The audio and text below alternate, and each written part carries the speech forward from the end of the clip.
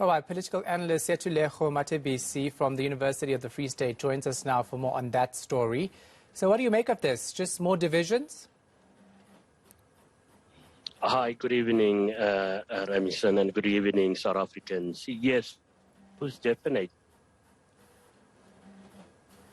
It is indicative of how divided the African National Congress is. But one thing that we perhaps should also lament on is that all party members have a right to their views. And perhaps, yes, these members are rightfully expressing their views about the current president of the African National Congress. But this has been the problem with the ANC. Some members, whether senior or holding any other positions, will first wait for somebody that they perhaps support in the party to be facing certain charges. And it's only then that they make this whole hullabaloo about other people. And that has been a huge challenge for the African National Congress. And I don't know when this vicious cycle of blaming one another will come to an end. Yeah, that's the thing, right? Because it's really something that we have to question whether or not there's a motive behind things like this. Because the person who spoke in that clip was saying that, you know, the ANC members go to the media to air their concerns, but they've done the same thing. They called a media briefing to say that Cyril Ramaphosa should be probed internally. So who do we take seriously and who do we ignore? Because this seems to be getting like a circus now. Yeah, no, and I think some of us can also, I mean, be blamed for our views, but yet also if you look at the T-shirt, the hands of certain people, that already gives you an indication of who these people are supporting, and that has been the problem with the African National Congress. And I think one fundamental problem is also you've got an integrity committee which is reactive. You know, I've never seen them taking a proactive stance on certain issues within the African National Congress. And there is some credence in some of the, you know, allegations against the president. But I think for me, a problem was with the Bosasa funding, you know, in Parliament, you know, the pronouncement that they've made there I had a huge problem. But in terms of the funding, I mean, you had other people who were contesting you know, the elective conference. And the question is, are they now only referring to the president? What about the other people? Or, for instance, the you know, Nkosazana Dlamini campaign, you know, or it was that above board. So these are all the issues that one would have to ventilate when it comes to public funding, because it can at a bigger picture. People has, you know, been asked to step aside. There has been consequences, and perhaps some members within the African National Congress want to take a quicker route. I've heard some calls for people who are not even, you know, facing formal charges, being asked, you know, to step aside. And so these are definitely some groupings within the African National Congress who would like to see an end to the tenure of the current president, because he has made a concerted effort to fight corruption. And also, for the very first time within the African National Congress, have we seen action being taken at all levels, at municipal levels, against key ANC members who have been involved in serious allegations of corruption. You know, the ANC has been talking about unity for years, renewal, unity, etc.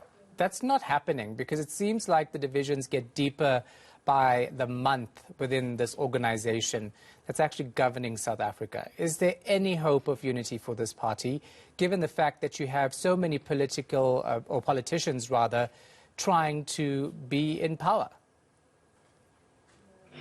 Now, well, the dynamics keeps on changing. I often say we've got three ANCs, one organization, but we all know we've got, whenever there is national events, you will see the top six or currently top five united, people will support. But I mean, it has even become worse over the years, where currently you can see, even during funerals, and I don't want to make the worst examples, but also I've seen sometimes you will see key leaders being at that particular event, and that already tells you that I can't see. You've got a president that I thought to a certain extent will unite the African National Congress. Thus far, current president of the ANC have not been able to do that.